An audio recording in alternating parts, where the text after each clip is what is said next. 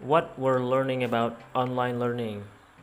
As virtual classrooms and online learning proliferate, researchers are working to quantify what works and what doesn't.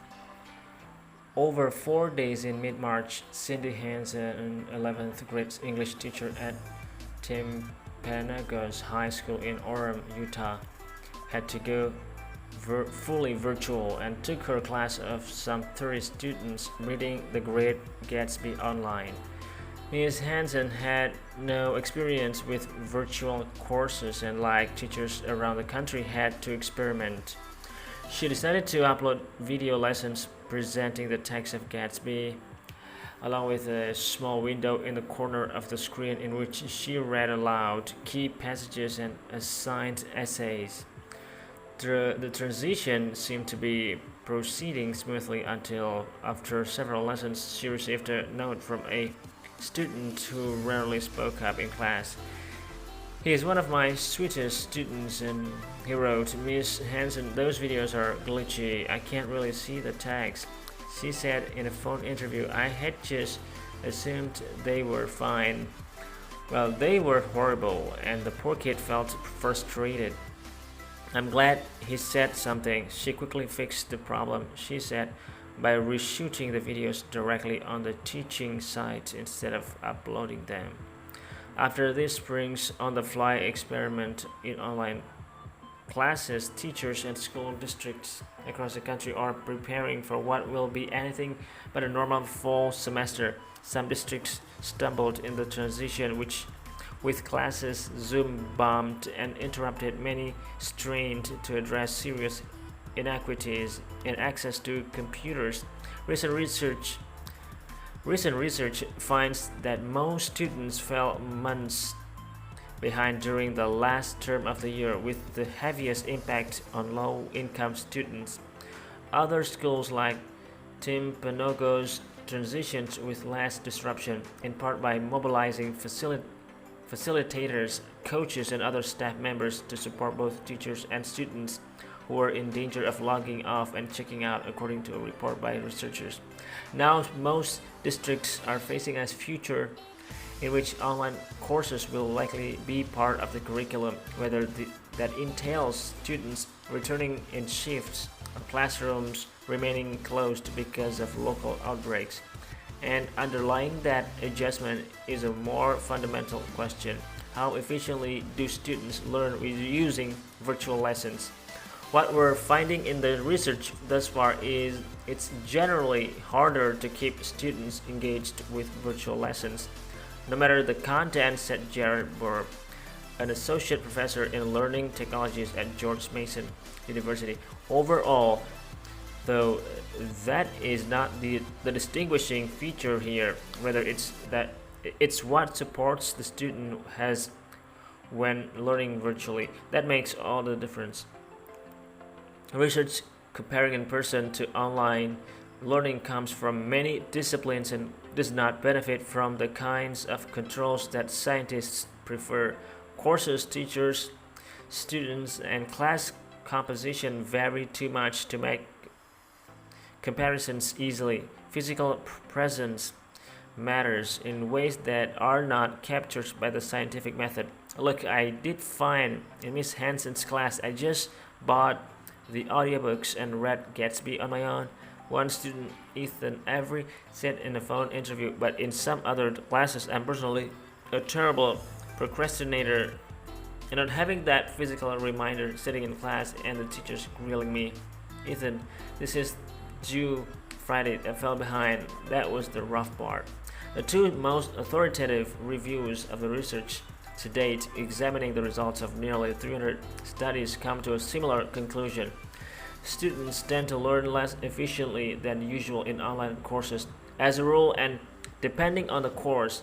But if they have a facilitator or mentor on hand, someone to help with the technology and focus their attention, an approach sometimes called blended learning, they perform about as well in many virtual classes and sometimes better. One state that has applied this approach broadly for nearly 2 decades is Michigan. A state-supported nonprofit institute called Michigan Virtual called Michigan Virtual offers scores of online courses in languages, the sciences, history, and professional development. It also offers 23 virtual advanced placement AP courses for college credit. We find that if students have support and a schedule, they do the lesson every weekday at 9 a.m. for instance, they tend to do better turning than just tuning in here and there, said Joe Verhoff, Vice President of Michigan Virtual.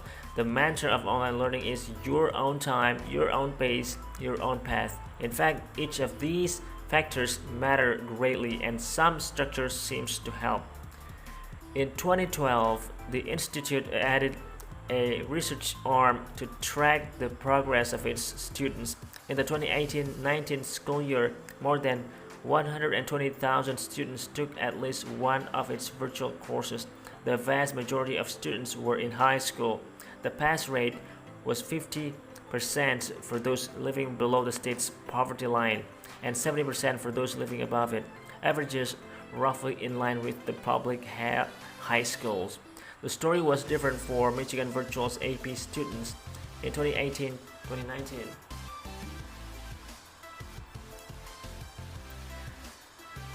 In the 18-2019 academic year, 807 students took at least one of its virtual AP classes. The final exams are graded on a scale from 1 to 5, with scores of 3 or above having a chance to earn college credit. The virtual learners' overall average score was 3.21 compared to 3.04 among Michigan peers who took the course in a classroom. The national average on those same tests was 2.89. On these exams, our students consistently exceed state and national averages. Of course, being AP students, they tend to be very self-directed, motivated students. In its scramble to shift courses online in mid-March, the Timpanogos district put facilitators in place both for teachers and who needed them and to check in on some students. It lent Chromebooks to every student that did not have a computer at home, and it implemented a policy that, by all accounts, took pressure of this sudden transition. Students could opt for AP for pass if struggling with a virtual class without taking a hit to their GPA. It was a little overwhelming at first. Another of Ms. Hansen's students, my physics and computer science classes were taking almost all my time, so I ended up taking AP in those. She added, as long as there's good communication with the teacher, you get the hang of it. If not, it takes too long to figure out what you're supposed to do. Michelle Jensen, who is employed by the district as a learning coach, provided guidance to teachers, including Ms. Hansen, and to students when possible. The rationale was do no harm, she said. These students are going to have 13 years of education at least, and our approach to this one term was help them learn how to make this adjustment. In a review of Timpanogos transition, a research team led by Dr. Borup and Ms. Jensen found that it was largely the non-digital measures that mattered most.